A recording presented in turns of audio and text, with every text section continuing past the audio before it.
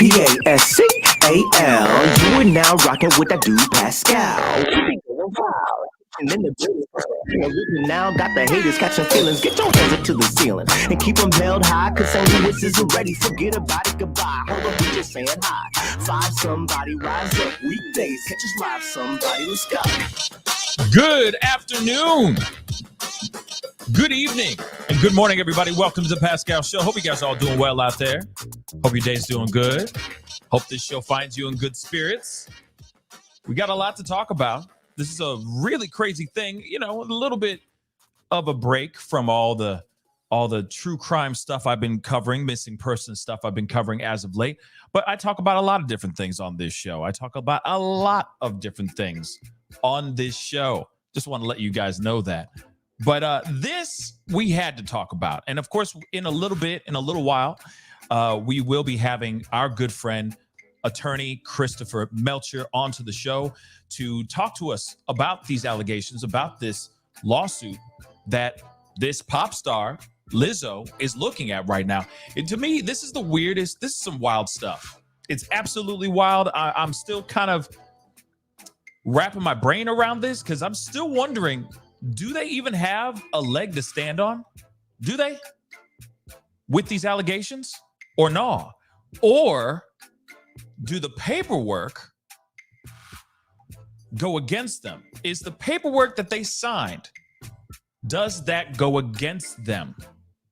These are the reasons why I wanted to bring on Christopher Melcher. He'll be on here with us in just a little bit. But anyway, before I get into way ahead of myself, okay, like I usually do, okay, please do me a favor. Hit that like button down below as you start to walk in, as you start to file in. Good morning, good afternoon, and good evening to every single last one of y'all. I hope you guys are all well out there. Hit that like button. Send it past 300 likes if you're watching on any of the platforms, Facebook or YouTube. Just hit that reaction on Facebook. Of course, hit that like button on the YouTube page. That'll really mean a lot. And of course, let's not forget, crush that subscribe button if you're watching on YouTube. Do not forget to hit that join button down below on the YouTube page if you want to support the channel, become a member and all that. That would really, really mean a lot. And for those of y'all who are watching on Facebook, do not forget to hit that like and hit that follow button as well over on Facebook. Again, it'd be great to have you part of the Pascal Show family on both pages. So please do what you can. That would be greatly, greatly appreciated. All right. And of course, if you want to support the channel even more, you can go over to patreon.com/the Pascal Show. I got a little Patreon community growing over there. So by all means, go and check that out if you can. Anyway, let's get into this, guys. You know, I don't want to be on for I don't want to be lingering too much on all this other stuff because there's a lot going on here. There is a wild amount of allegations that are being, well, for lack of a better term, that are being shared right now. People are talking about this like crazy right now. I'm seeing a lot of people on the twits talking about this. And the thing is, and I sat on this for a minute because I was like, you know, I got some things to say about this, but I don't know yet. But then there has been new developments, which we will be getting into in a little bit. Now, we already know pop star Lizzo. We already know who she is. If you're here watching the show, you already done know who Lizzo is.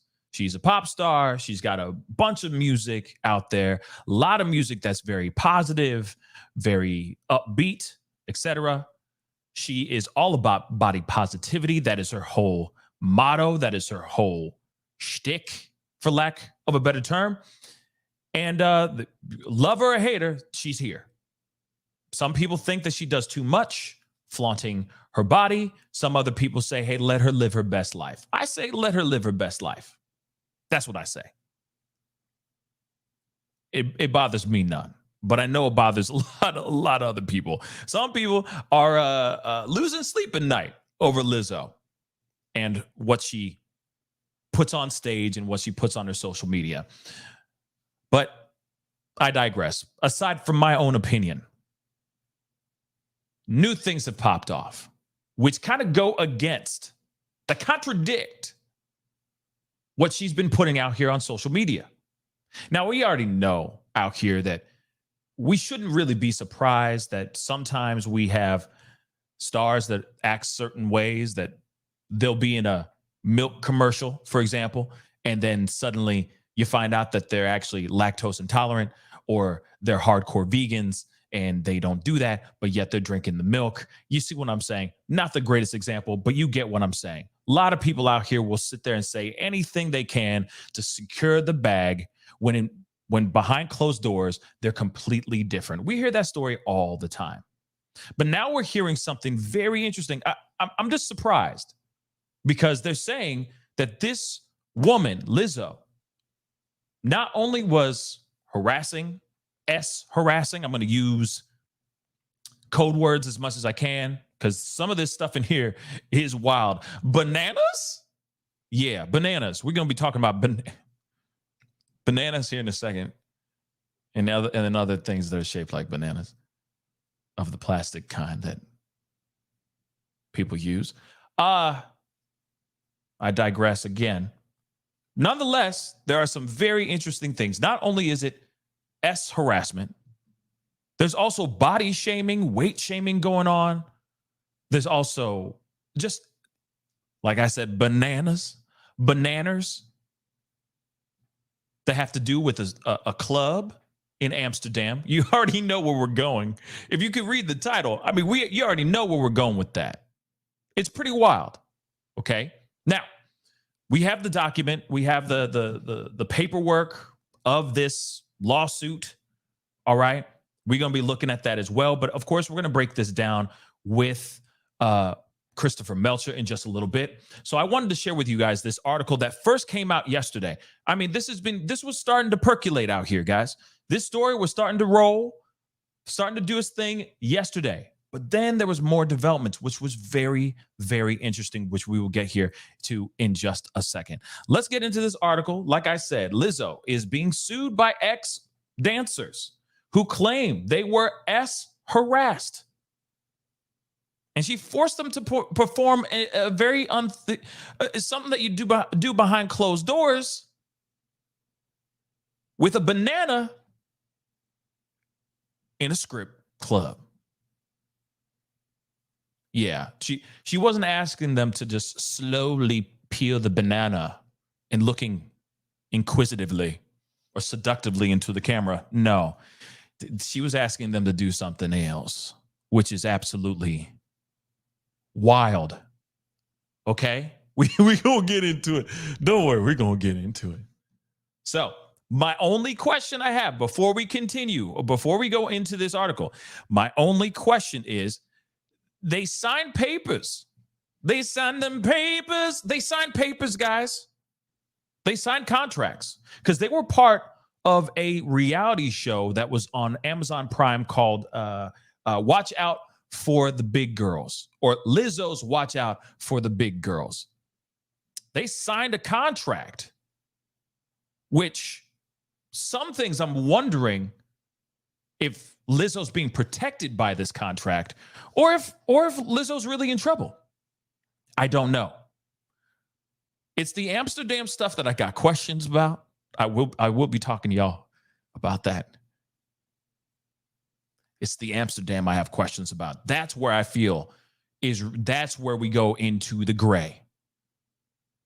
Very much gray area. We're going to get into it. Let's get into this article. And then, of course, we have Chris Melcher coming in to join us and grace us with his knowledge and his presence to give us a little bit of a breakdown on what he thinks Lizzo may be looking at here soon. But it might be papers. It might be the contracts that are going to save Lizzo's ash. But let's go into this. Lizzo has been sued by 3 of her former backup dancers who accused the singer of harassment and creating a hostile work environment. And maybe the work environment stuff too, I can see maybe some problems here. Maybe. We're going to talk about that soon. So the pop star, Lizzo, Melissa, all right?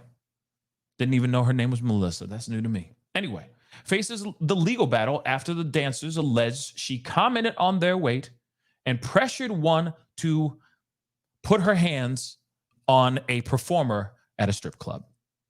The plaintiffs, her former dancers, are named in the lawsuit as Ariana Davis, Crystal Williams, and Noel Rodriguez. Williams and Davis both appeared on the recent Amazon Prime reality show Lizzo's Watch Out for the Big Girls, about the singer's quest to find backup dancers.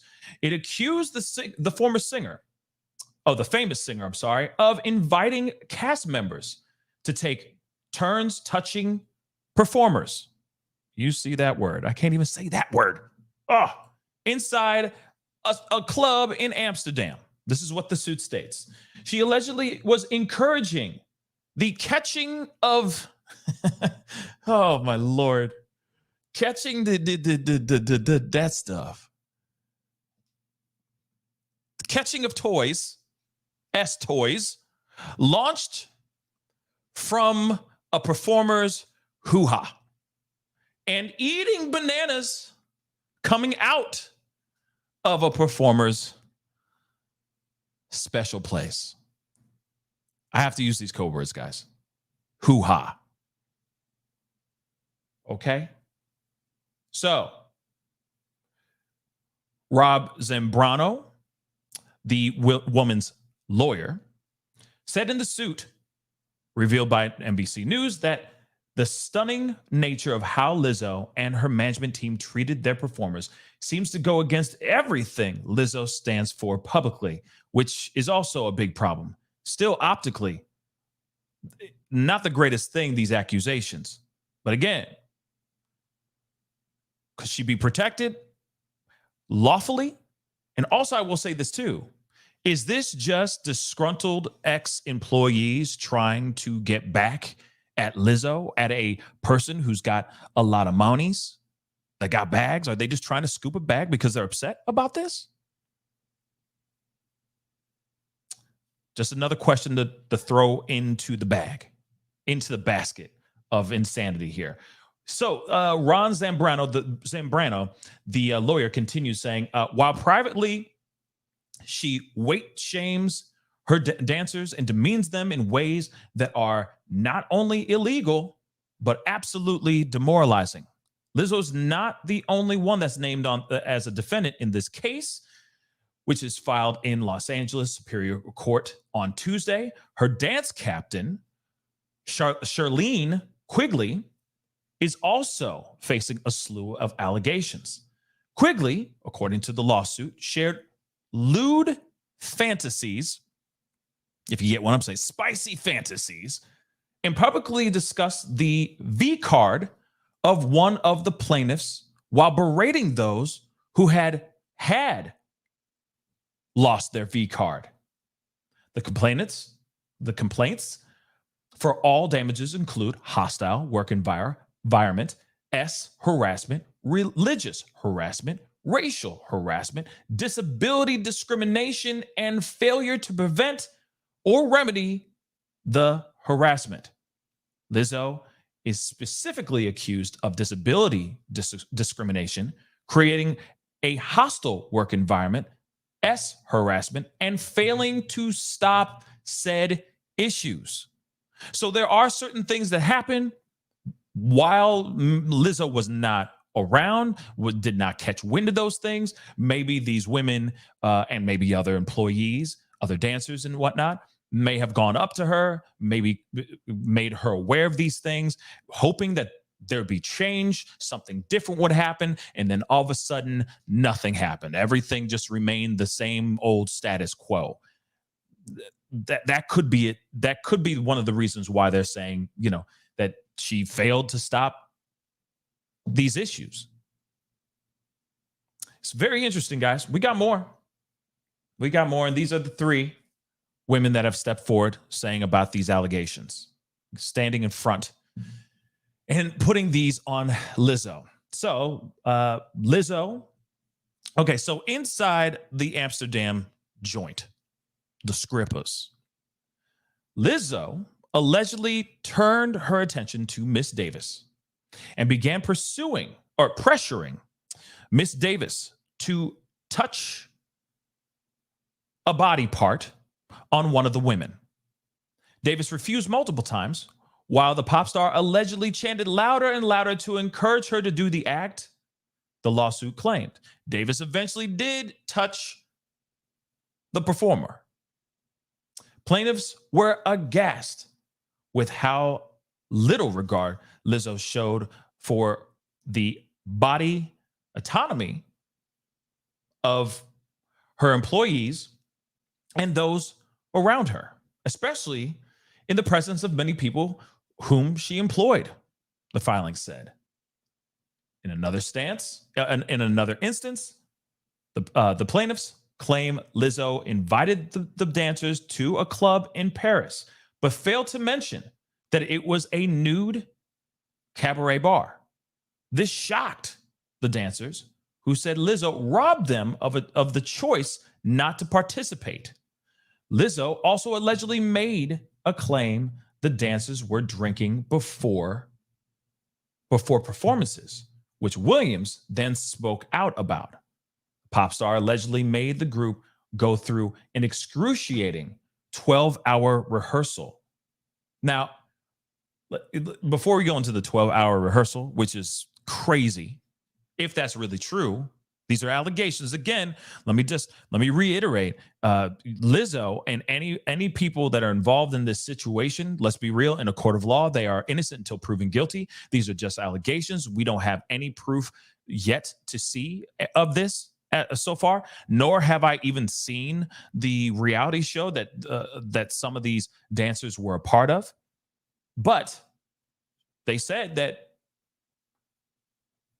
they're saying that, where is it? So she invited them to the dancers to a club in Paris.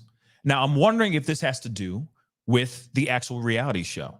Let's not forget, it's a reality show. So they're trying to add more drama, add more excitement, make it more crazy, make it more eye-catching, the salaciousness, etc. They're trying to do what they can to make it interesting and entertaining. I mean, reality shows kind of, I mean, I know some of y'all a lot of y'all really enjoy reality shows, but there are, the ways they get things done is pretty mind-blowing. The things they'll do to get a storyline going, or to get a moment that is either clickable or shareable or whatever, or it keeps people watching. So I could see this being a situation of somebody going, like Lizzo saying, hey, let's go to the club in Paris and let's do something outrageous with people without any clothes on. Let's do it. So they're saying that the dancers were not feeling all right about going in there, and that Lizzo should have told them what was going on. I will say this, it is a reality show. If this is part of the reality show. Same thing with the Amsterdam bananas thing and the plastic toys. You know what I'm saying? Out of the nether regions. Obviously, all that stuff, I'm assuming, is for camera. How could they do that? Honestly, think about this. How could they do that? I mean, how would they do? Real talk, if that really happened, if these allegations are true, and this was for the reality show, all of it would be blurred. Seriously, all of it would be blurred, y'all. Think about it. Not nobody be watching. You can't even see nothing. You're watching it like if you're there in real life, you're seeing it in 4K. That's another thing. But in the show, I'm sure it's blurred out if it's even in the show. You know what I'm saying? Still, no matter what, if that is true, and she was sitting there going, "Go! Eat the banana." That's gross. That's nasty. And no, you shouldn't. If the dancers are sitting there going, "No, I don't want to eat no banana." You know what I'm saying? I'm sorry. It's messed up. I had enough fruit toast today. I had my sugar. I'm good. You know? Now she's sitting there going, eat the banana. And it's all for camera. See, that's where I go, ooh, if that's true, she done mucked up. But if force was put upon them to eat said bananas, she'd be in real trouble. But as far as her persona, her image, yeah, this tarnishes her image. Her going, eat the banana. But if they decided to eat the banana, but if they decided to make the decision to eat the banana on their own, is there a lawsuit there? I'm just asking, and like I said, I'm going to be asking Christopher Melcher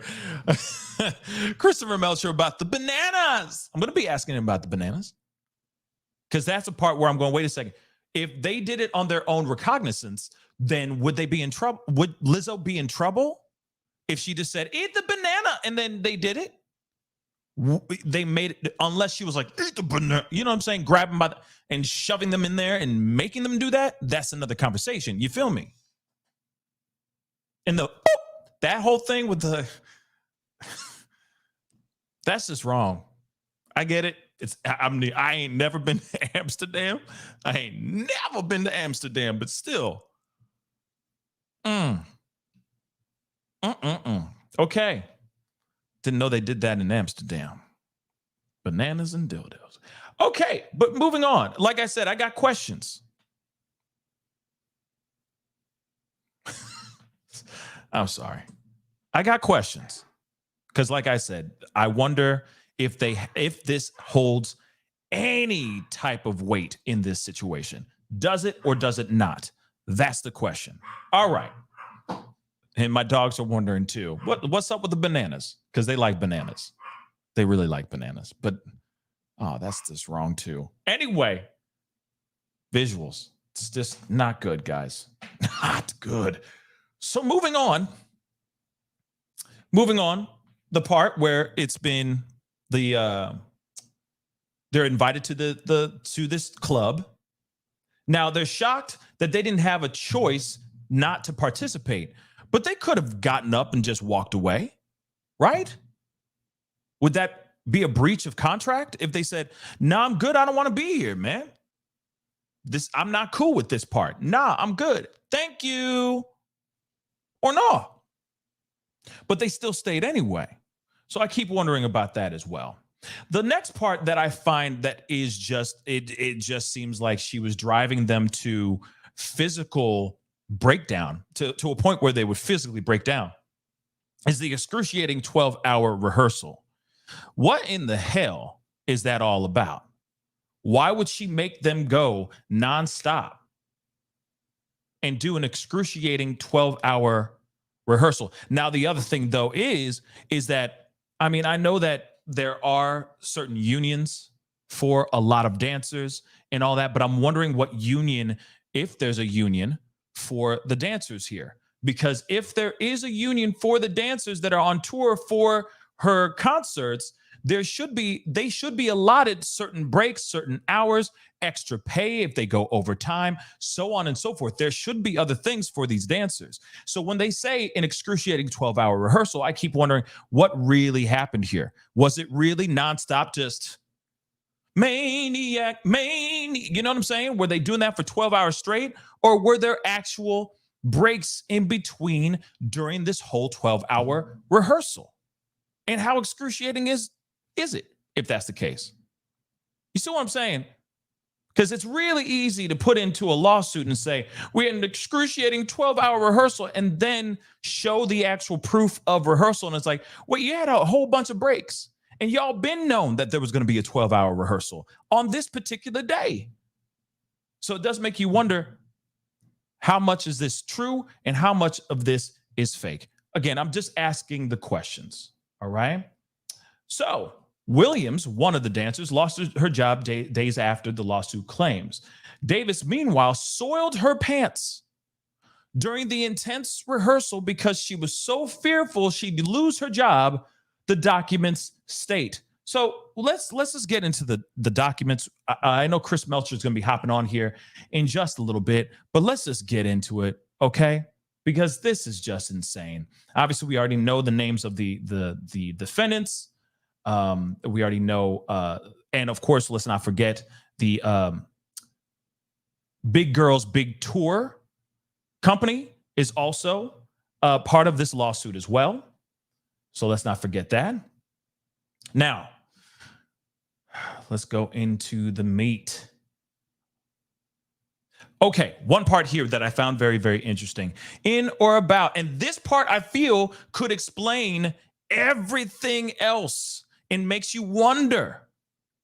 It makes you really, really wonder if they have merit, if they have anything against Lizzo because of the contracts. Listen to this, and this is still insane to me. This is still crazy. Look at this. In or about May 2021, Miss Davis was required by Lizzo and BGBT to submit a psychological examination to ensure she was psychologically healthy enough to endure the strain of filming a television show. During this examination, Miss Davis disclosed that she struggles with, let's go, anxiety and depression, which occasionally results in binge eating. That's terrible. That's terrible news. The waiver of privilege of confidentiality and consent to evaluation form she signed prior to undergoing the examination states that the information disclosed during the evaluation, quote unquote, may be provided to production, its representatives, and or any other individuals or entities involved in the show as deemed appropriate by the doctor performing the examination or by production. So you're telling me, okay, and then, okay, she was informed about this and believes that her disclosure of her struggles with anxiety, depression, and binge eating were relayed to Lizzo and BGBT, Big Girls Big Tour. Now, really quick, let me just say this really quick, guys, before Christopher hops on and drops some knowledge, some legal knowledge on us. Let's keep it real. So she knew that she was going to be psychologically evaluated. She signed a contract knowing that it was going to be she was going to be doing that. She also knew that there was a possibility that they could use that information during the evaluation that she had with the doctor in the show. They could use that piece of information and throw it into the show. So you signed this. Like I said, I mean, listen, I'm all for people that are trying to get justice all the live long day, but contractually, this is bad. Just this part. This right here. And you got to remember, it's a reality show, y'all. It's a reality show. They will use people and they will chew you up and spit you out and say, thank you so much. What's your name again? That's reality shows for you. All of them do the same doggone thing. Well, not all of them. Not like this, as far as I know. But they will use you. That's what they do. That's reality shows for you. Unless you got leverage. And again, if you ain't Nene, okay, I don't even know any other people, but you know what I'm saying? Of these reality shows, if you're not like some big name or made a big name for yourself on these reality shows, you don't have leverage. You're just another person trying to make it big, trying to become the superstar.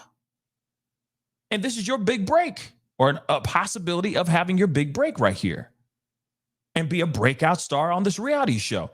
So you sit there and you sign away. Yeah, that's fine. Confidential. Oh, yeah, that's fine. You're going to give that information to Lizzo and the crew. I don't care. You're going to use this in the show. I don't care. You sign it because you're thinking about money. You're thinking about your name in lights. That's all you care about. Come on. So as far as contractually, some of these things, there might be some bite back with this situation. All right. So around May 2021, Miss Rodriguez was hired by Lizzo and the BGBT, Big Girls Big Tour. Initially, she was brought on to perform Lizzo's Rumors music video, but she remained with Lizzo and BGBT as part of the performance group supporting Lizzo in her live concerts as well. While working on the Rumors music video, Rodriguez was approached for another job opportunity that would have run concurrently to rehearsals for Lizzo's live shows and tour. After the rehearsals for Lizzo's live shows were postponed, Miss Rodriguez approached Lizzo's tour manager, Gugliotta, okay, Carolina Gugliotta, about possibly taking this one-day job opportunity. Miss Gugliotta responded, "Do you want the job or not?" Implying that if Miss Rodriguez wanted to keep her position as a tour dancer, she could not take any other positions. Okay, so she signed on to this gig, and I get it. This kind of is crappy. That there was a post, there was the tour or the rehearsals for the live shows, the tour, were postponed. So I get it. She wants to secure a bag. She's got another opportunity to secure that bag. She did the right thing of going to the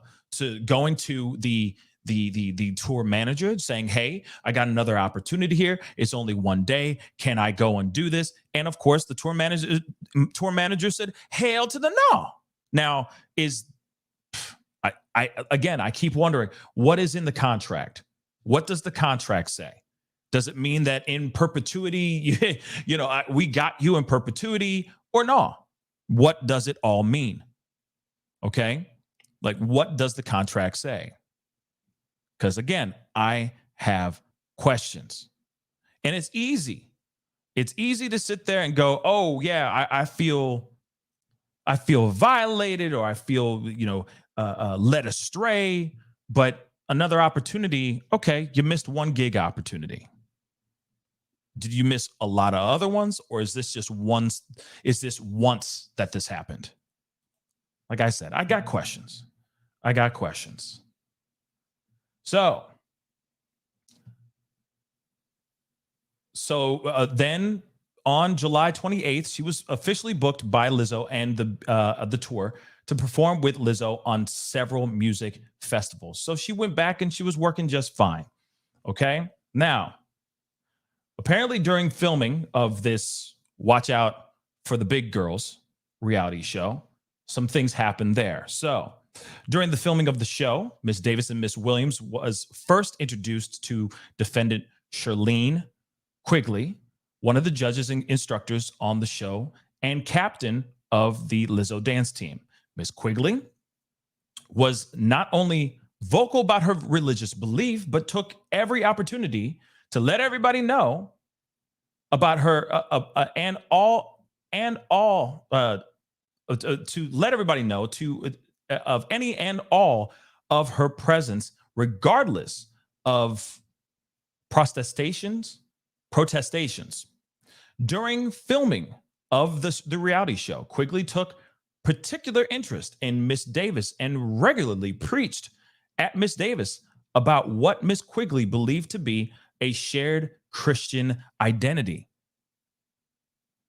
During the filming, Miss Quigley discovered that Miss Davis was or has her V card. Let me make sure I can make this a little bit bigger for you guys. Has her V card, and Miss Davis's V card became a topic of extreme importance to Miss Quigley because she's a God-fearing woman, I guess. She's very religious. So she's like, "Oh, you still have your purity? I like that." Remember, I'm sure this was something that was told in that Miss Davis told in her interview or during her psychological evaluation.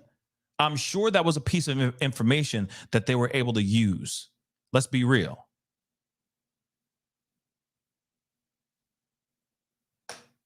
Think about that. So you are in there and you're trying. Okay, let me just break this down for you guys. Let me just break something down for you guys. Reality shows. Let me keep it real with y'all.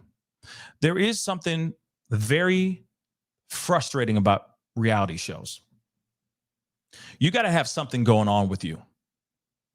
to have them have any interest of you and what you are doing. You have got to be somebody who stands out like a sore thumb. You got to be somebody who's doing something unique or have something going on with yourself that is unique, period. That is the situation here. So if you really want to stand out, you're going to sit there and say all the things like, oh yeah, I was abducted by aliens when I was 14 years old. Really? Then you suddenly see all the reality show producers leaning in even more. Tell us more about the story, so on and so forth. Same thing with Miss Davis. I'm sure she said, I still have my V card. I ain't laid with no man or woman in my life, and I'm such and such age, and that is a rarity. So reality show leans into it and goes, reality show producers lean into it and go, oh, now we got a story. Now we got something. But you're giving them this information. So, and you signed a contract saying this information can be used in the show and can be pushed out to the other characters on this reality show.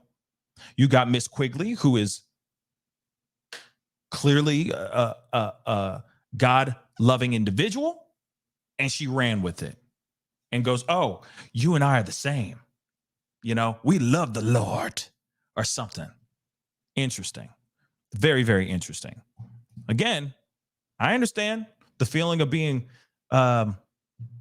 pushed out there in a way, singled out because of being unique in a unique way. But at the same time, does that mean, is that harassment? I got questions. Real quick, though. Rianne, thank you so much for gifting two memberships to people. I really do appreciate that. Thank you so much, Rianne. Thank you so much. Welcome to the family, to the two that just became members. I do appreciate it. Thank you, thank you, thank you. Thank you, thank you. The support is appreciated. But like I said, very interesting. You put that information out saying, okay, I got my V card. I still have this. I'm such and such years old. I'm out here. I'm on tour. I ain't done nothing, so on and so forth. So is that harassment? Like I said, we are going to get into a whole lot more here in just a minute. I am very, very excited about having our good friend back on the show to talk about this whole situation. He is here with us. Please welcome attorney Christopher Melcher. How you doing, my brother? Pretty good, Pascal. Thanks for having me back. Anytime, man. Anytime. You family now. So I'm excited to have you here to talk about all of this. You know, we see that we got this whole lawsuit going on here. And it's absolutely crazy, the allegations that have come out, that we were just kind of getting through a bit of it just now. But of course, you know, I have questions. You know, I got a lot of questions within this lawsuit, because some could look at this and say, is this somebody who is just, or are these just individuals that are just disgruntled employees that may have been fired or walked off the show because they couldn't handle the craziness or couldn't handle the work schedule or something like that? Could it just be that? Could it be that with Lizzo? Well, I think most of these employment claims that we're seeing, you know, there's more to the picture than what's being alleged. So, you know, while the employment is going on or the services are being performed, you know, people may not be happy about things, but they go along with it. And then after they're terminated or it ends, then, you know, they kind of maybe look for reasons to sue. So that's obviously not true in every case. It may not be what's happening here, but certainly there is an undercurrent when I read the complaint about something beyond the allegations that are really driving it. And what these three performers are saying is that the production was on again, off again. So that sometimes they would be performing services and being paid for it, but then other times the production would stop, and so would the pay. And they had learned that others were getting what I think they were calling a retainer payment. So basically maybe half their pay or some kind of money just to keep going in the door, to keep them available. And these three performers were not getting that money. And but they were also being told that they should not be taking other jobs because when production starts again, they're going to be needed immediately. So Right. they're kind of beholden, but they're not getting paid. I kind of think that's what ultimately was upsetting them. And then certainly the allegations, and we can talk about, are totally inappropriate in any kind of workplace contractual environment. And and they're suing over that. Yeah, and see the part that I see that or at least that I have main questions on. Well, we're gonna get to the bananas in a little bit. Promise you, we're gonna be talking about that here soon. But the part that I am wondering is when you are on this reality show. One, it's a reality show, so they are skating on thin ice already financially. I mean, just to put that into perspective, I mean, some productions that have been around for a long time have a lot of money, but a lot of times when it's a first show or first season, the money's really tight. So as far as them going on again, off again, green light, red light type of situation, is that Lizzo and that production company's responsibility to hold them over during the time that they're on the quiet, when they're kind of dark? No, there's no requirement. This is all what we call at will. So there's no requirement that they be hired. There's no requirement that they keep themselves available to be hired. So this is all on a basic, contract basis that, the two have to agree on. But again, so there's nothing wrong with that if they want to make themselves available and for no pay, or they're demanding to be paid. However they work that out, that's fine. No one gets sued over that kind of stuff. But I think that that's what was driving a lot of the conflict here. And then eventually they get let go, and now they're making these claims. And like I say, that these obligations that we have when we're running a company to avoid people from being harassed. Again, trying to be careful with my language here, but it's not limited to our employees. So we don't have to have an employee-employer relationship to have a duty to protect somebody from inappropriate conduct in the workplace. That can also apply to independent contractors, who these three ladies were. They're not employees, they were contractors, but the law still requires in California and in the US to protect them against this kind of harassment that they're describing. So that's the crux of it. That's really why they're suing. But like I say, I think what's probably more motivating it was that they felt slighted. They felt that they were holding themselves available for work and they weren't getting paid while they were maintaining their availability. Yeah, I mean, I get that part, but let's talk about contracts. Let's talk about that. Hold on.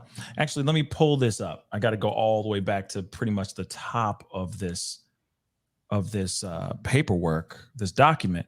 But I do want to share with you guys. Of course, I just read to you guys a little bit of this about this waiver of privilege, of confidentiality, and consent to evaluation. Now, these, or at least one of them, Miss Davis, for example, said in her complaint that she was evaluated by a doctor.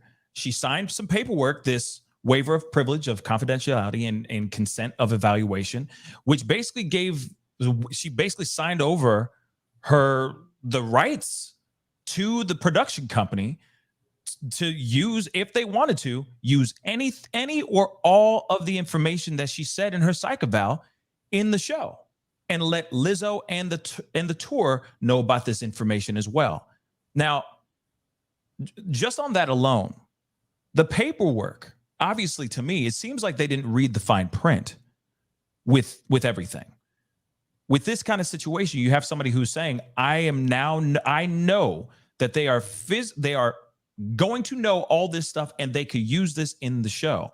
How can they be using this as a complaint in their filing in this situation as an allegation? It just seems a little bit weird to me. Sure. So what's really happening here is the plaintiff is saying that Lizzo and her production company were aware, based on the psychological evaluation that they had Miss Davis undergo, that she was suffering from depression, anxiety, and binge eating. And so that came out during the psych eval, and that information was made known to Lizzo and the production company. And the reason why she's alleging it here in her complaint is that they were on notice that if Miss Davis was placed in a very stressful situation, that she could be harmed more than other people because she has these pre-existing struggles with depression, anxiety, and binge eating. And that created a higher duty of care, let's say, for Lizzo and the production company not to place her in a position that she would be, placed under so much stress that these problems would arise. So I think that's why Ms. Davis herself is revealing that information in her complaint.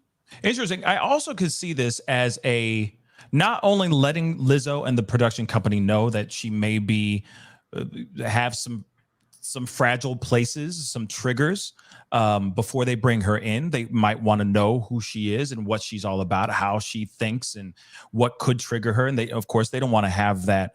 They don't want to trigger her. I'm assuming in a bad way.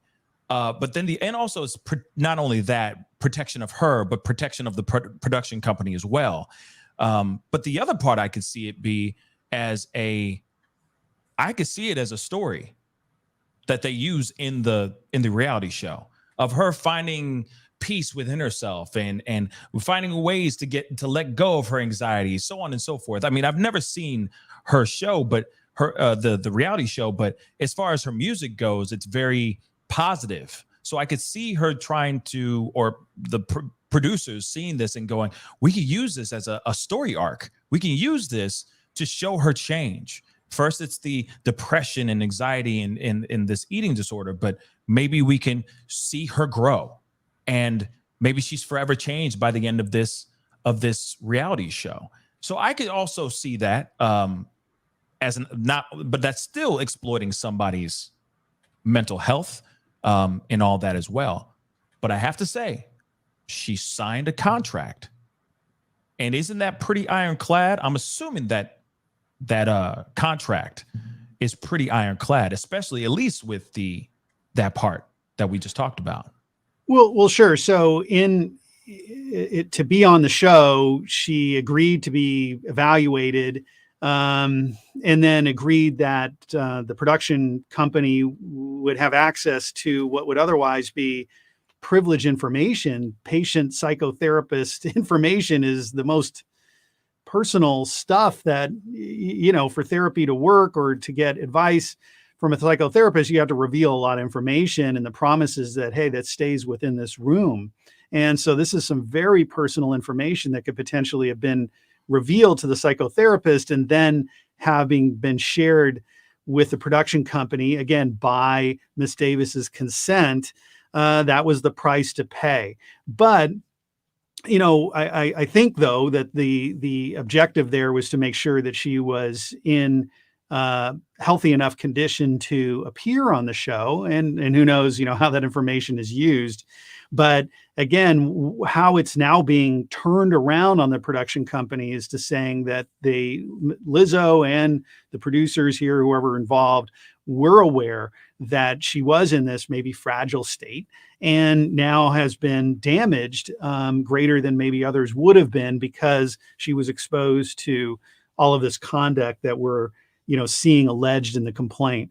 Now, we haven't heard Lizzo's side of the story, and that's super important because this document is just some lawyer typing it up. Okay. And it doesn't take much more than that. You've heard anyone can be sued for anything at any time, and that's true. So you just need somebody with a keyboard and go and type it up and file it with the court. And sure, we got 3 people saying that through this one lawyer. But this document was also leaked to the media, and that's obvious from the very top of the document. You can see this is a pristine PDF document with no court markings on it, no case number, no file stamp on it. So when cases are filed in court, it gets stamped, and you can see that it's now part of the court record. This was sent most likely by plaintiff's counsel or one of the plaintiffs to Deadline, who then got it and leaked it. So that also, to me, calls into question the motivations. If they have a beef, go ahead, make the claim. If Lizzo doesn't settle, then file in court. That's their right. but why leak it?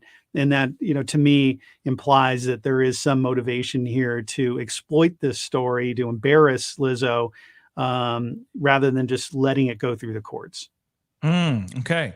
And that is also something that's interesting there too, that this is just filing. This is just paperwork written by a lawyer. Obviously he's getting paid to do this, of course, but the information, I mean, none of it, as we know of, is going to stick, at least that we know of so far.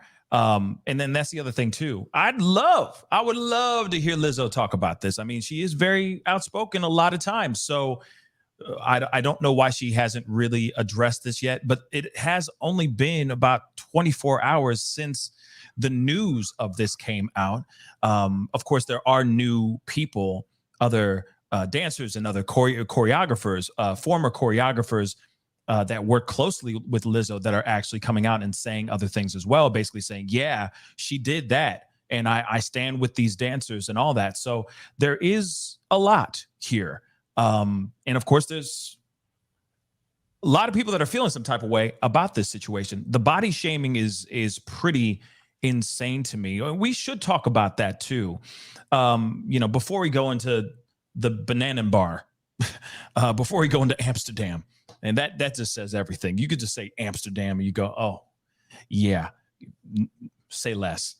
But when it comes to the body shaming, what can they stand on as far as that goes? As far as legally goes, what can they stand on? I mean, because in a way, the way that it's being said here, it does seem like these are things that is all hearsay. They are kind of in passing, but how much do they have? Like, what kind of leg do they have to stand on when it comes to this? Yeah, that's not really going to get anywhere. So under employment law, to get sued, okay, for anything other than wages, there has to be some conduct that goes into, and again, trying to be careful with the language, but it has to be something other than a dispute over just wages. Because, fine, they have a contract to perform services. They're going to get a certain wage. If they didn't get that wage, fine, they can sue for that. But people can be rude. People can be fired for any reason. That's all, non-actionable unless it goes into particular categories of things. And so unfortunately, kind of calling people names or being rude to them, that is not actionable unless it rises into one of these protected categories: race, sex, gender, sexual orientation, these type of things, violation of public policy. So there has to be some big thing. And so, crude statements and stuff like that, that's not going to go anywhere. It really has to go into creating this environment, like they're describing with some of these off-duty events, let's say I'll call them, in Amsterdam and other places that, are just totally inappropriate in the workplace. And again, is whether you're an employer-employee relationship or contractor, production company relationship, I mean, it's just, in this situation here, there's boundaries, and sure, if she wants to do that with her friends, then fine, do that with your friends, but your contractors and employees are not your friends. There's a business relationship, and then there's also legal duties that go around with that. No doubt. Eventually we're going to hear Lizzo say something, whether it's in court or in the media, about this, because again, we have one set of people, 3 people saying this, but we haven't heard Lizzo's side. And I got to imagine if there's stuff in clubs going on, there would probably be text messages about, hey, do you want to go? Or whose idea was it? Maybe it was these 3 plaintiffs' idea to go to these things, and it wasn't even Lizzo's idea. We don't know. We haven't seen those text messages when they're kind of trying to meet up and organize these events. Is there video, audio, and images during the events that would show one person basically saying, I'm in the corner and I'm really embarrassed and don't want to be here? And are we going to see images of that? Or are we going to see images of her jumping on the stage? We don't know that stuff. Now, yes, this story just broke, but Lizzo definitely would have known about this 6 months ago, easy, because in California to sue, an employment thing, you have to get a right to sue letter. So first you go to the Department of Fair Employment and Housing or the EEOC, the federal agency, and saying, hey, this happened to me. I want you to investigate. They ultimately can bring a case directly to government, but many times they say, yeah, you just take it as a private action. They give a right to sue.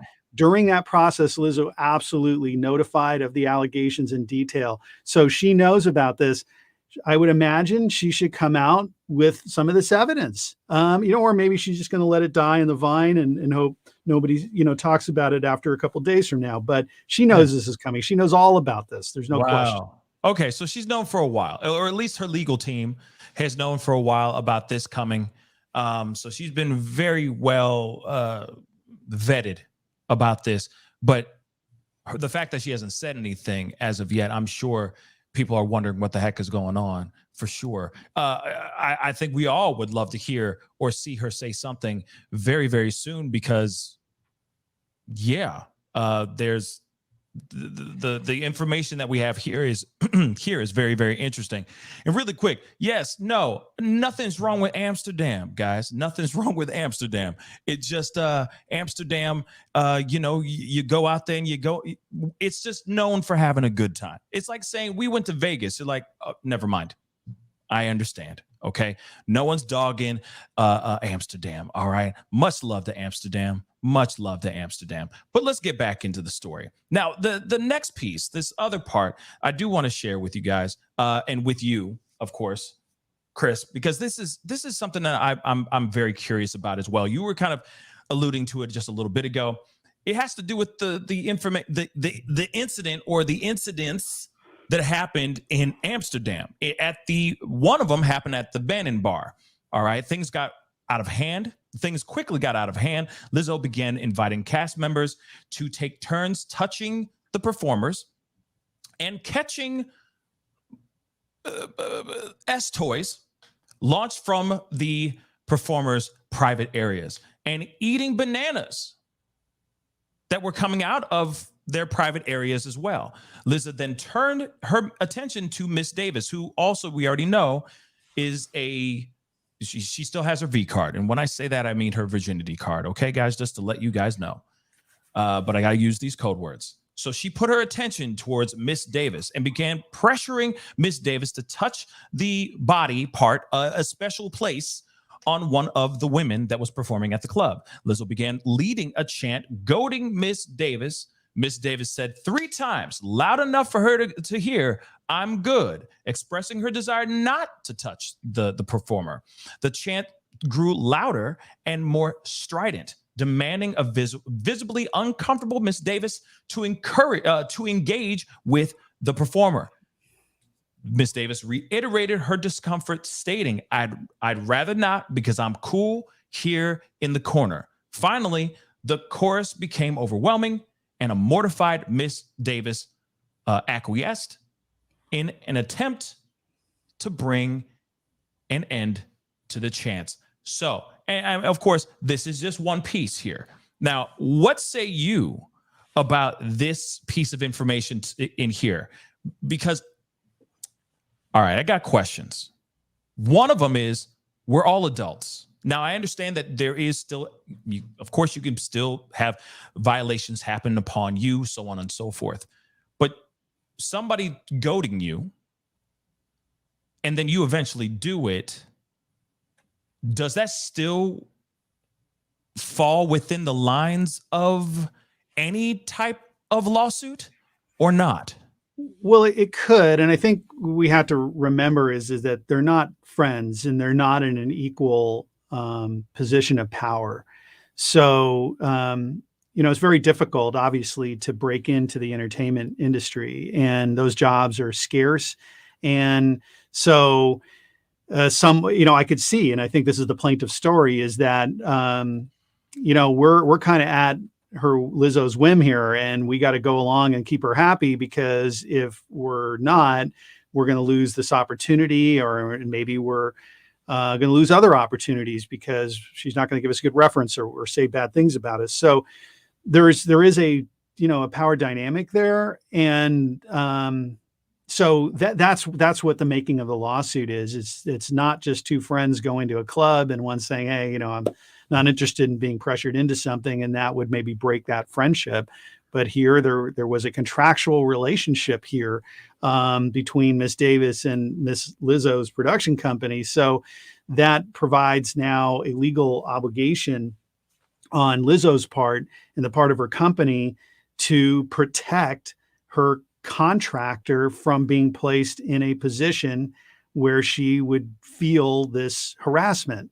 And, and the fact that she maybe eventually goes ahead and does something could be a defense, that it was consensual, because it has to be unwanted. That's the key word in the law. So the fact that she goes along with it doesn't mean that it wasn't unwanted. It could mean it was worse, that it was not only she say that she didn't want to do this, she was essentially coerced into doing it.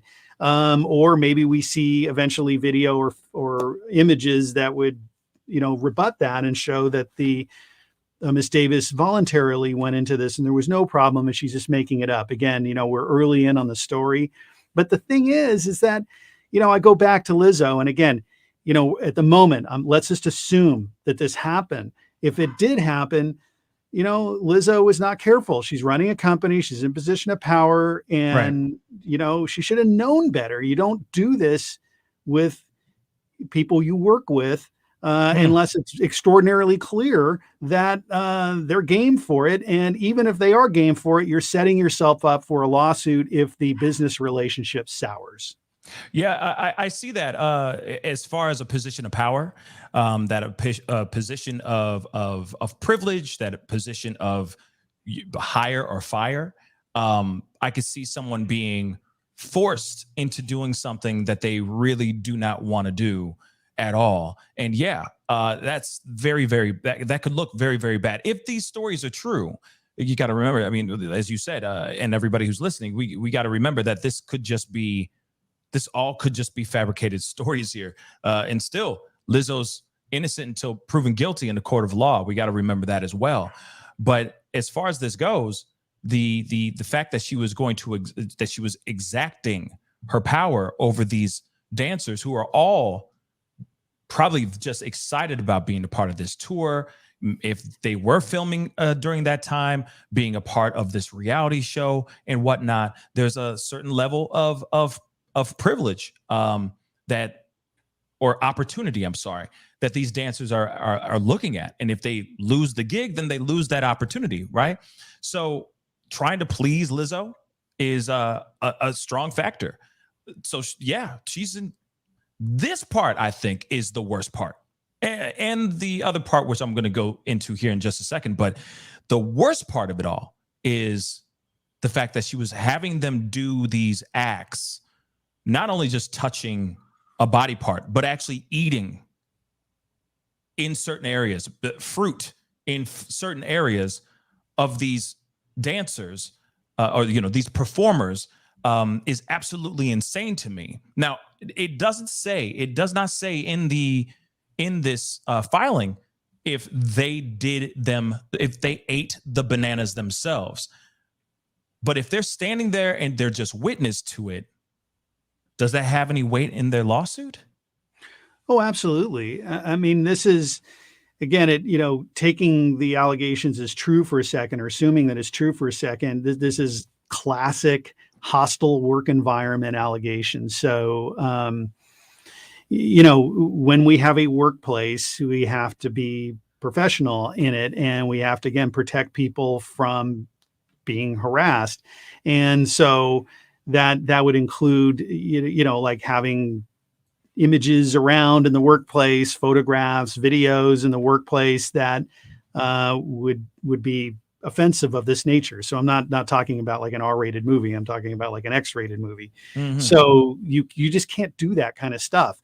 And so again, that's if that then becomes an unwanted environment. So this is something that, and they don't necessarily have to express that it's unwanted. I mean, some of this is kind of obvious that you wouldn't want, but if it's unwanted and they're exposed to it, and even if it's off duty, so even if it's outside the workplace, then Lizzo can be held responsible. And again, that's the price to pay as an employer or as a contractor that,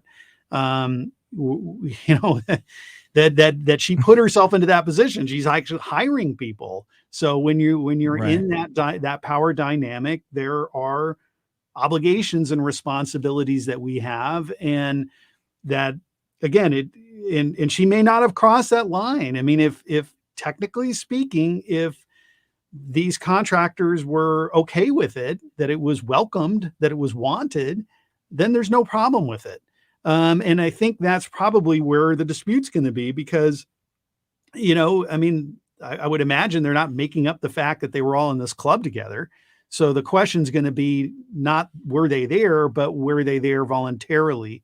And was it wanted? Was it unwanted? Did Lizzo hear in the crowd this person saying, "I'm good"? Did she understand that meant I don't want to partake? So that's where the dispute's going to be. Interesting. Because yeah, I guess one of the other questions, I guess, is outside of the three dancers, were there any other eyewitnesses that saw this that could step forward and corroborate with these other dancers, or at least with Miss Davis, who is claiming this part here?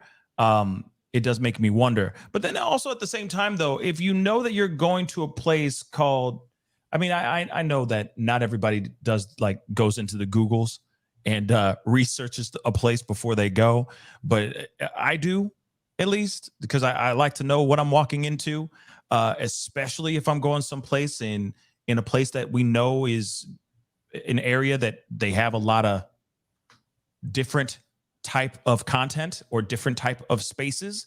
I would want to look things up to make sure I'm walking into the right place. So even the stories of them walking into a place where everybody was scantily clad or sans clothing, and them saying that they were so surprised by it, it does make you wonder, like, well, wouldn't they have the right to just say, "Hey, Lizzo, thank you so much for inviting me to this here, but I'm actually good.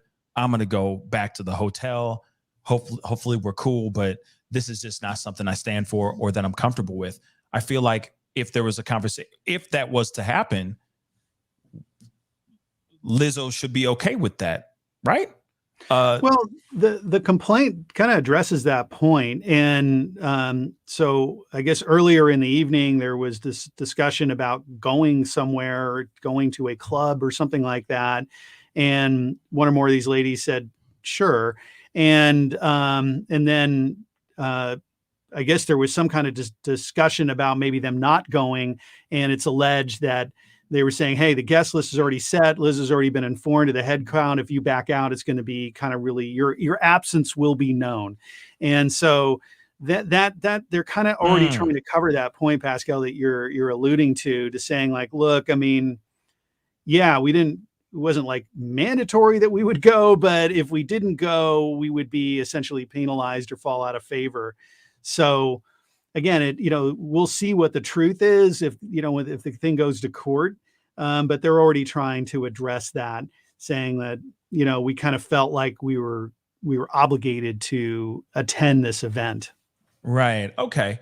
Yeah, that makes sense though. That part too. Yeah, that's not good.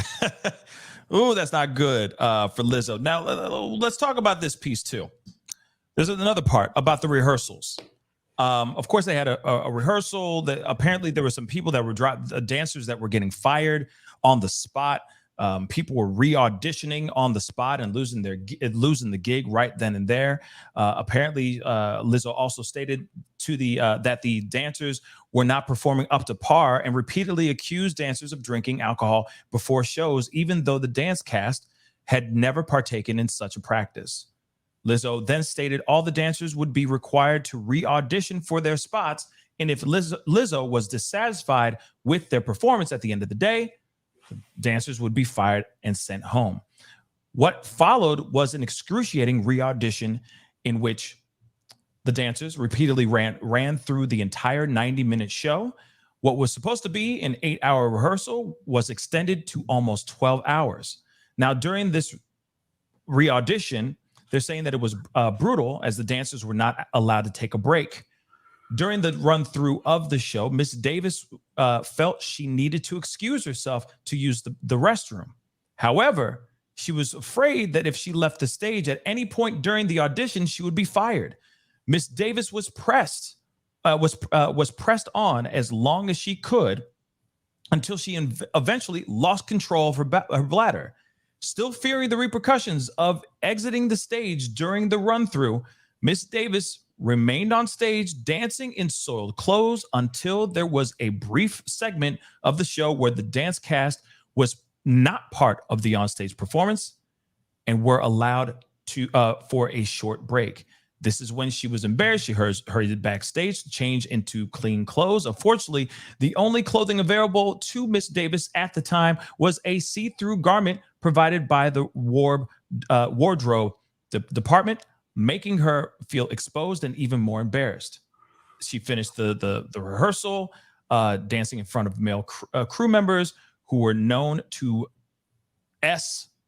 or ogle the dancers under less revealing scenarios. Now the thing is this part to me is absolutely insane.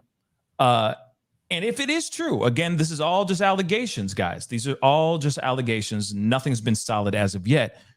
But if this is true, the fact that she extended an extra few hours and it was nonstop to the point where this poor dancer, Miss Davis, could not even go and take a potty break.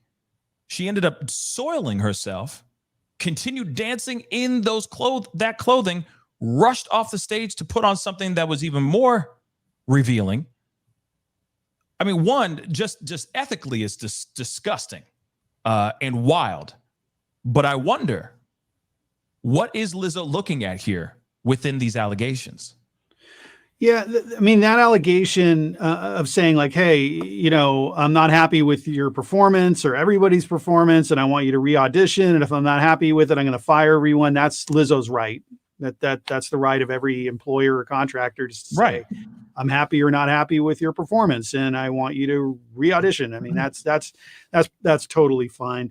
I think what the allegation, though, is really getting at is saying that this was not a normal workplace, that these were done in extreme conditions, that they were exacting demands that were made upon them, and that they didn't feel that they had the right to say no to some of these other more serious things that we've heard about, and even to the point where she didn't feel comfortable going to the bathroom.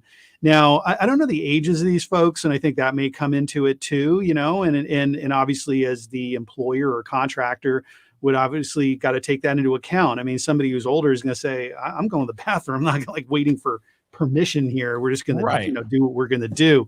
But, you know, if somebody's younger, maybe, you know, maybe they just didn't feel they had that authority. I don't know. But certainly it would show that, right or wrong, that Miss Davis felt that she didn't have the right to say no. She didn't have the right to assert herself. And there could be some meal penalty or break penalty things. I don't know if there's union coverage for her position, but normally that's where it would step in, is there would be, if they're an employee, they're entitled to breaks. If there's a union contract there, then there's breaks provided to prevent people from being overworked. So, you know, there's problems there. And again, you know, what is Lizzo's role and knowledge and involvement in all this? I don't know. So who's really running the production? That person, that manager, is supposed to know all these rules and is supposed to have common sense and take care of their people, and obviously failed. Now, did Lizzo know about that? Was Lizzo even there when that incident happened? You know, we just don't know that detail yet. Yeah, see that. But the thing is obviously to me, if this really went down, if this 12-hour rehearsal or re-audition thing went down and they just danced nonstop, I mean, this is somebody. And if Lizzo was the one that said, hey, we're doing a re-audition right now, clearly she was just trying to exact her power. To me, it just seems like she was just trying to exercise how much influence and how much power she has over these dancers. And for them to go through it 12 hours nonstop, and this particular dancer, and I'm sure a lot of other dancers, if this is true, can echo what she says here too, but she was so scared to actually go and take a potty break. I mean, that's some sort of abuse here, right? Well, again, this is what happens at trial, and those questions are going to be asked, and you would be a good prosecutor, because you're gonna insinuate through that type of line of questioning that Right.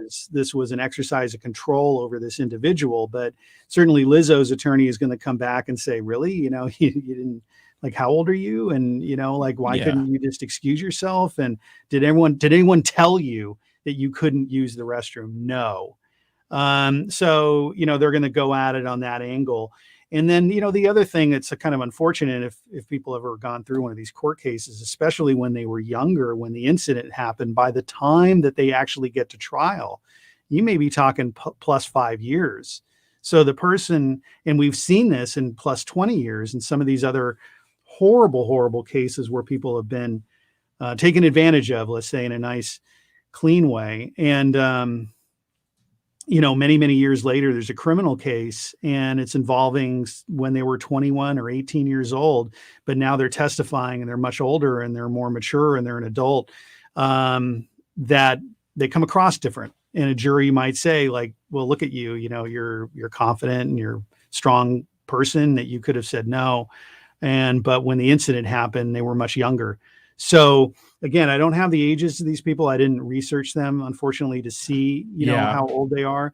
Yeah, I went looking. I haven't seen anything as far as, they haven't said anything as far as their age, even in some of these articles. So it is still something new. But I'm sorry. Continue. I'm sorry. Well, yeah, I mean, it's that whole story. And again, this is what, is unique to entertainment, is that those jobs are so hard to get to, and it's, people's dream to, advance. And they have this opportunity and they want to work. And some will say, I'll audition, 12 hours a day, no problem. I want this Right. job and I feel that I'm that good.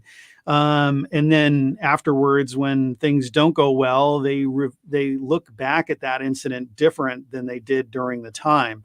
So again, we're hearing one side of a story. It's not been tested by, kind of questions that you're raising or that I'm raising. And this is why we have a court process.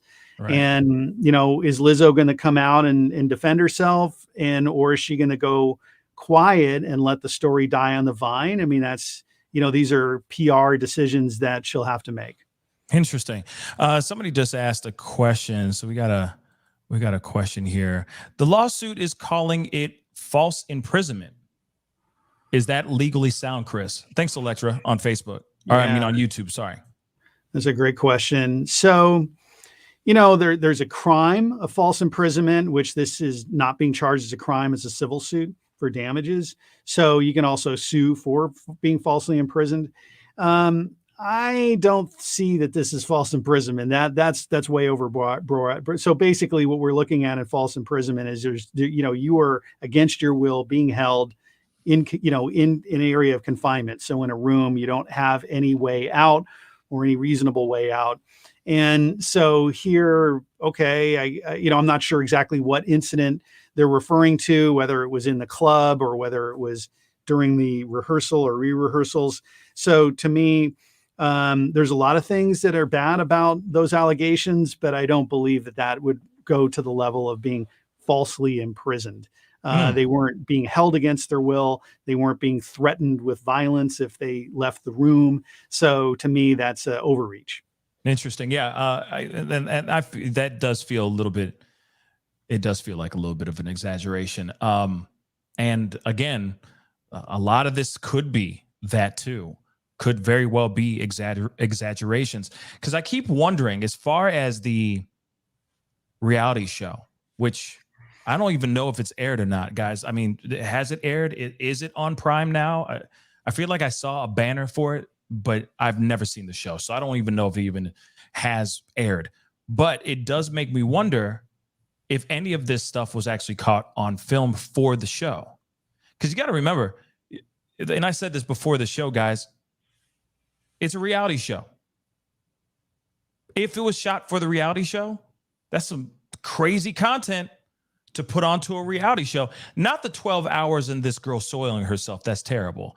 But as far as the going to those clubs and all that, I can see that being some serious content for the show.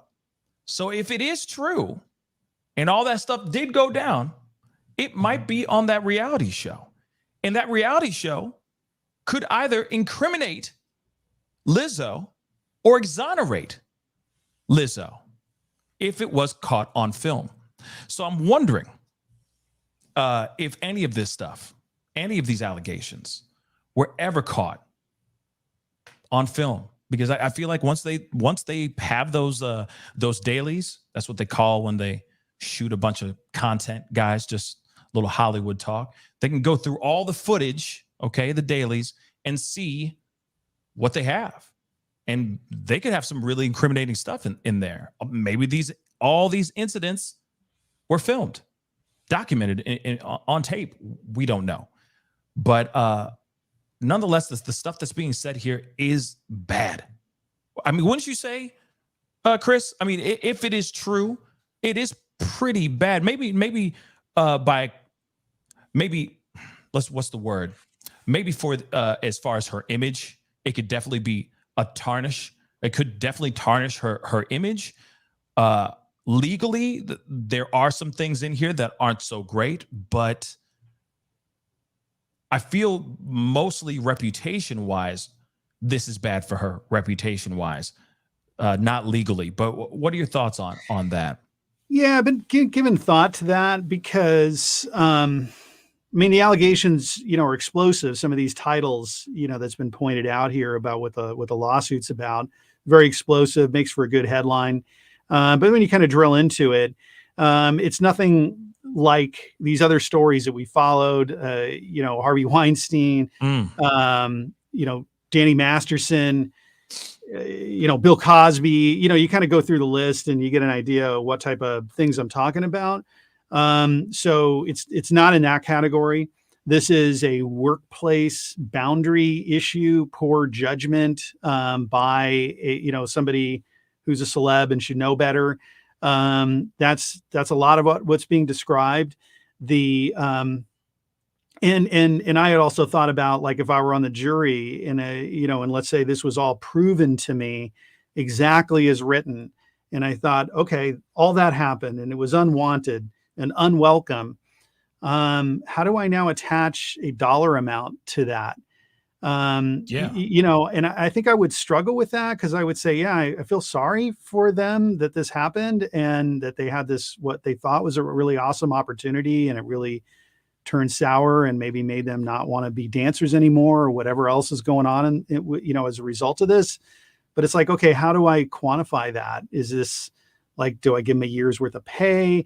I don't know how I attach dollars to it. So it seems like there's a lot of noise here, in terms of, it being explosive and we're talking about it and it's grabbing headlines, but I'm not clear on how this affected the three individuals and how much money they would be entitled to. And so that's, I think, like I say, I see this in a different category than a lot of the stories that we talk about. So maybe Lizzo's approach is going to be not going to comment on it at all, not going to address it, let the headlines die down. A week later, it'll be old news. Or maybe she comes out swinging and saying, like, look, I have photos, videos, audio, maybe text messages that disprove even one of these allegations, and that's going to call into question all the allegations. So maybe she's going to go with that approach. But I think Lizzo will survive with this. I think the takeaway from her is that, hey, you're running a business here. These aren't your friends. And you have to set up boundaries. You have to be careful, and you don't, put yourself in a position where even allegations like this could be made against you. Yeah, it is. Woo, it's a lot of allegations. And that's what they are right now, guys. They're allegations. It is. I would not want to be on the receiving end of this lawsuit, to be honest. If this was, if I was Lizzo, no matter what, it's not a good look, and it seems like people out in the music industry are reacting to this information as well. And it sucks because she hasn't really been able to exonerate herself or even speak out or say anything. before people have already started to make their own assessments on the story. I don't know what you're right though, with that part. This could be a situation where this dies down in a week and it'll be nothing. It'll just be another story that remember that time when, and we'll be on to that next big controversy as well.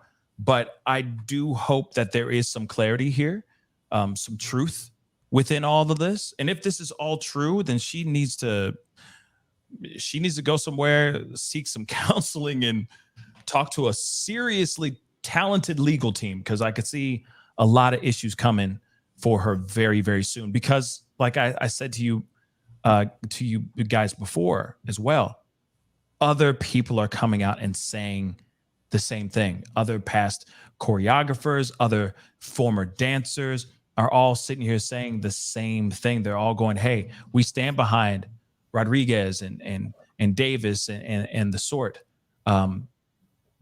She did the same thing to us. So it's very interesting. It's almost like the first domino got just knocked over, and now we're just watching all of them go down, one after the other. So this is very interesting, guys. I want to see more proof, personally.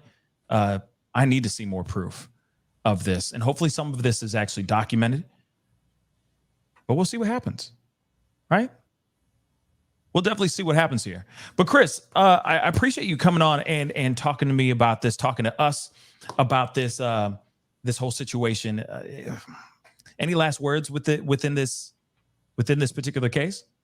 Yeah, well, hopefully, if Lizzo gives a response, we can come back and break that down and talk about it. Like I say, kind of surprised she hasn't come out swinging already, because she must have known about it for months, and her attorneys would have been asking these very questions like, "Hey, do you got any photos, video, audio, text messages? You have witnesses that were there in the club or clubs when this was going on that can testify and give a statement." So, she could have really come out this morning with some of that stuff, and then we'd be like, whoa. And this is the problem when we're dealing with these type of cases, is like, do you go and attack it, and do you defend yourself, which is your right. But then that again puts more attention on the story. Or do you just sit back and hope that it dies down? Everyone's going to have to make that individual decision. I'm not sure that that's such a great choice here, because like you're mentioning, other people coming out making similar allegations. And now that becomes much, much more serious to her reputation. Because whether these folks win or lose in the lawsuit, the damage is done. And so we saw with like Ellen DeGeneres is also somebody very positive image, and really being taken down by a lot of people coming and saying like, that's the way she is in the show, but behind the scenes, a completely different character. So this is something Lizzo really should be getting ahead of, soon. Toxic work environment, just like that whole situation with Ellen DeGeneres. Good example. Good example for sure. Because that is, guys, whoa. That as soon as all that stuff came out and more reports came out, Ellen suddenly says, "I'm retiring, guys. Guess what? I'm about to retire. This is my last season." And I feel like that said a lot as well. I mean, her instantly backing out and stepping down definitely said a lot with this for sure. So hopefully she can get in front of this quickly, prove her innocence if there's innocence to be proven here, and let the court of public opinion make their own decision with this all. Chris, I want to say thank you again so much for being here. I really do appreciate it. Dropping that knowledge as always. Everybody, please go over to his Twitter or his X. I don't even know what it is anymore. Twitter X? I don't know. X Twitter? I don't know. But you know what I'm talking about. Go to the thing. Go to that thing that has the X on it. Elon owns it now. Please go follow him over on X or Twitter. It is at CA_divorce. Again, that's at CA_divorce. He has a lot of really great stories and cases that he's following, and gives a lot of great updates about it. His own legal advice, his own legal expertise on certain situations that are going on right here. What's one that you're working on right now that you're focused on right now? Well, I finished with Kevin Spacey, and I was following that, and commented for Sky News and ITV and Times Radio, and that was just a great story, to be following, and every day. And fortunately, we didn't have a camera in the courtroom, but we had reporters there that were giving out dailies, and so that was great to see the outcome of that. And again, I don't know where you all stand on that, but I was happy with the outcome of that and following Kevin Spacey. I was shocked. I was absolutely shocked. I will say that Elton John came in, came through the clutch, like saved his ass. I'm going to be real. It just came out. I'm like, what? And then that kind of helped everything for Kevin Spacey. So I was very, very surprised. But if he is, he was found innocent. So hopefully he'll be able to make another American Beauty or something here soon. Well, yeah, that's it. It's, we have a system, where allegations are tested in court. And so that was a criminal case, and he's found not guilty on, 4 individuals making allegations against him in England in a criminal case, found not guilty. And then Anthony Rapp in a civil case in the US, a US civil jury also saying that he's not responsible. So, ultimately, we have trials and we have outcomes, and but I was following that also on the Kevin Costner divorce, spending a lot of time on that. There's going to be another hearing August 31 and September 1, so I've been following that one. So yeah, it's just it seems like every day there's something going on, and in celeb world here. There's always somebody getting accused of SA or somebody getting divorced. There's always some celebrity doing something, for sure. So you are very busy. I'm sure it keeps you very, very active. And I do appreciate the information that you put out on your X page or your Twitter page. Again, guys, go check out @CA_divorce on X. That's where you're going to find Christopher Melcher's X page or Twitter page. I'm just going to say Twitter because I like Twitter. I miss saying that, man. So again, my brother, thank you so much for being here. I know we got, I'm sure you're going to be back on very, very soon. We got many stories to tell, and we appreciate your expertise over here on the Pascal Show. So thank you again, my brother. Thanks for having me. See ya. Always, man. Talk to you soon. Guys, go check out Christopher Melcher. Don't worry, I'm going to put his Twitter account or his handle in the description box. So don't worry, that's going to be in there very, very soon. But I say this to you guys. I put the question out to you guys. How do you feel about the allegations that have been pitted against Lizzo? Do you feel it? Do you think that these are just disgruntled ex-employees that feel some type of way, and maybe they're just exaggerating a little bit? I just leave that question up to you guys. To me, I'm still sitting here going, you know what? I still want to know.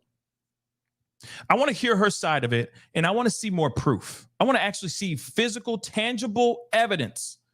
I want to see proof. Because yes, it's really easy. Let's not forget, there are other people that are coming forward and saying, yeah, she did the same thing to me too. Now, I don't know if the thing with the banana thing is true or not, but that happened to other people per se. But at the same time, I still would like to see if there's actual proof, if there's hard evidence or solid evidence that we can look at and say, oh, damn, she did that. Ooh, that's what I want to see. Real talk. But anyway, guys, that is the show. I appreciate all y'all for being here. It really does mean a lot. Thank you. First off, let me say this too. Jackie Sue, thank you so much for the $2 super sticker on YouTube. I really do appreciate the love. Thank you, love. Appreciate it. And I guess Nicole B doesn't like the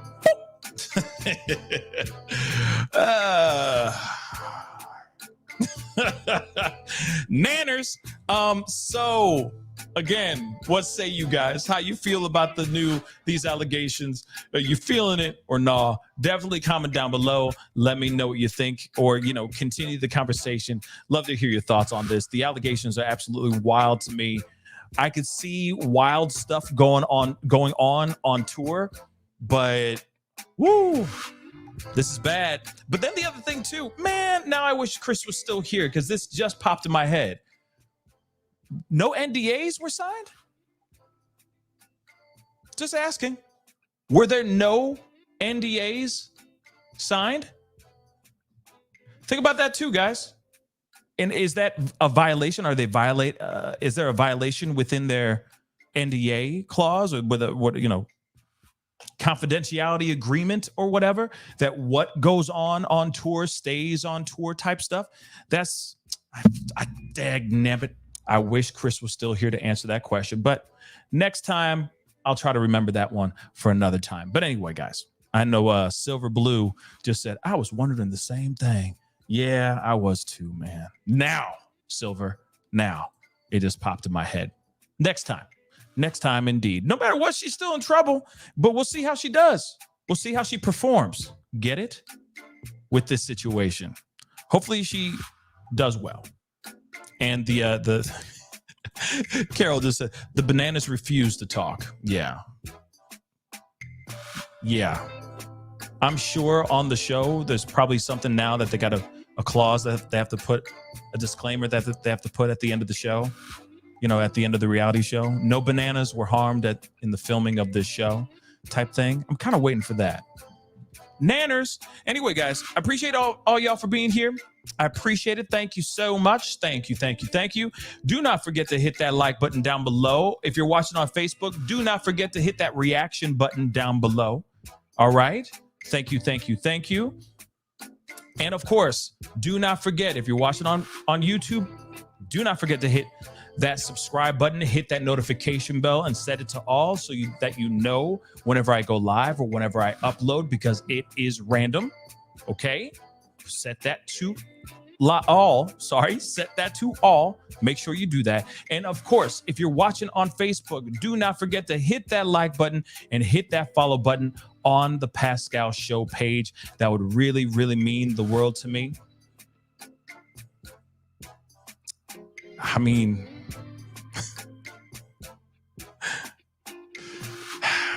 I have to say it, but I gotta be honest, these allegations are just bananas. Anyway, guys, I appreciate all y'all for being here. Thank you. Nanners, we'll be talking to you guys very, very soon. I got a couple pop-up videos coming on later on this evening, so be on the lookout for those on both platforms, Facebook and YouTube. Anyway, it's time to get going. Be good to yourselves. Be good to one another. And I'll be seeing you guys very, very soon. Make sure you got enough potassium in that ash. Wait, that sounds weird. You know what I mean. Eat it. That's what she said, isn't it?